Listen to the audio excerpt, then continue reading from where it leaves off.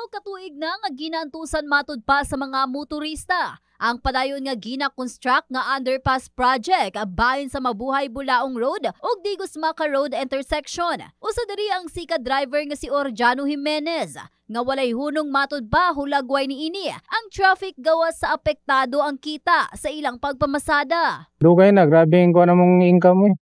Grabe. Nawa murag upat ka bahin. Ang income sa una kumpara karon pating kuana. Pila na income nimo sa una sir sa pagpamasada sa diri? Mayon kami tag 700 ana.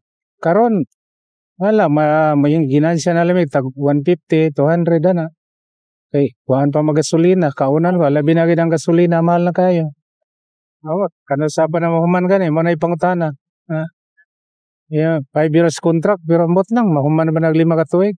Sa pahayag sa personay sa Public Safety Office Jensen, kanunay matud pa nila nga gina-follow up ang maong proyekto. Gani subling nasibog na pod ang lauman unta nga pwede na kining paagian sa publiko karong bulan na sa Enero apan ngadto na sa bulan sa Pebrero. Relay lang na to kung sa ginasulti sa DPWH. Kung nga nangayon sila pasensya, kaya atuan ang ginasundan po sa Public Safety Office. Although again, that is a national government project.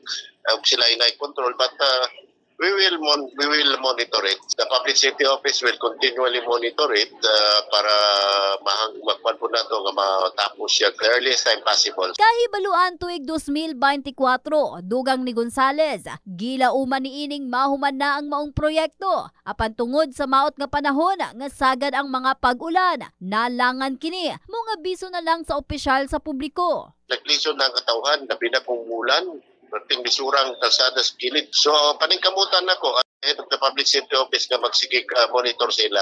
Pero mga kamay nga pasensya, kaya mo kita mahimo sa national project. In the heart of changing lives, kini si Russell Jean Mantile. Sa 89.5, Brigada News from Jensen, The Music and News Authority.